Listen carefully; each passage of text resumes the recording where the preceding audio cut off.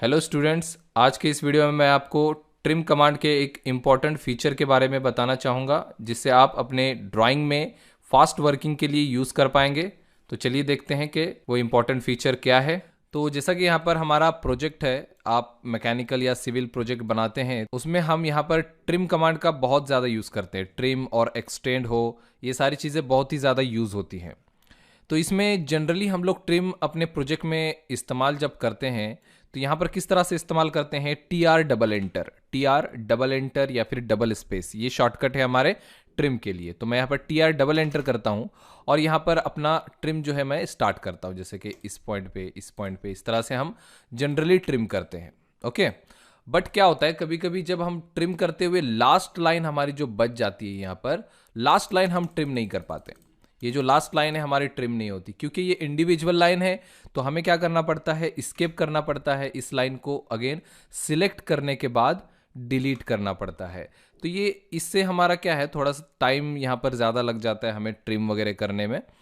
तो इसके लिए मैं आपको एक शॉर्टकट बताने वाला हूँ जिससे आप क्या कर पाएंगे, किसी भी तरह की लाइन हो वो यहाँ पर ट्रिम हो जाएगी आपकी, उसमें कोई भी प्रॉब्लम नहीं आएगा। तो एक बार ये सेटिंग कर लीजिए, उसके बाद आपको ये सेटिंग अगेन करने की जरूरत नहीं है और आप जो है किसी भी तरह की लाइन हो आप उसे ट्रिम कर पाएंगे। करना क्या है, आपको टी आर सिंगल एंटर करना है या फिर single space T R single enter. तो यहाँ पर टी आर सिंगल एंटर करने के बाद करना क्या है, नीचे देखिए यहाँ पर मोड आ रहा है, ठीक है, इसका शॉर्टकट ओ है।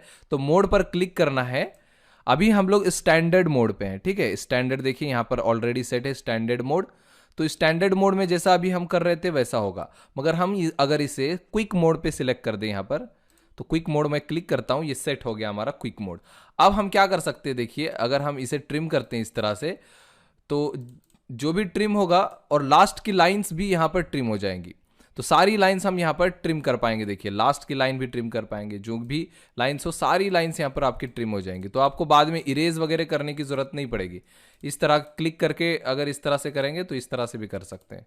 देखिए इस तरह का फेंस आएगा, इस तरह से ये ट्रिमिंग कर पाओगे इस लाइन की मदद से, ठीक है।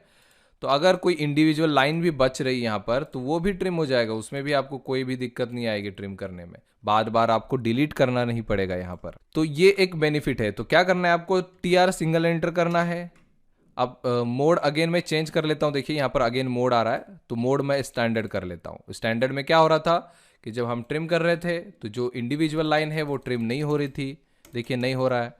स्केप करके अब मैं क्या करता हूँ, इसको अगेन चेंज करता हूँ, टी आर सिंगल एंटर, यहाँ पर देखिए मोड, और यहाँ पर क्विक मोड में सिलेक्ट कर लूँगा। अब मैं किसी भी लाइन को यहाँ पर ट्रिम कर सकता हूँ, ठीक है। तो ये बहुत ही ज़्यादा यूज़फुल ऑप्शन है।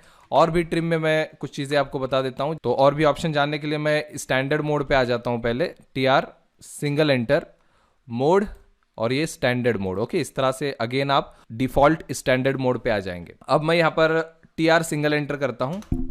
अब मैं ऑब्जेक्ट सिलेक्ट कर सकता हूँ, जैसे कि ये वाला और ये वाला, एज ए लिमिट सिलेक्ट कर सकते हैं इन दोनों ऑब्जेक्ट को।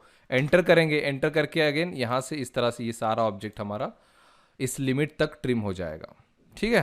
तो इस तरह से लिमिट सिलेक्ट करके ट्रिम कर सकते हैं, या फिर सिंगल एक ही लिमिट अगर करना है आपको, T R single enter, directly आपको इस लाइन तक रिमूव करना है, इस लाइन को सिलेक्ट एंटर, और देखिए ये जो लाइन्स है अब उस सिलेक्टेड लाइन तक रिमूव हो जाएंगी। उम्मीद है ये सारी चीज़ें आपको पता होंगी।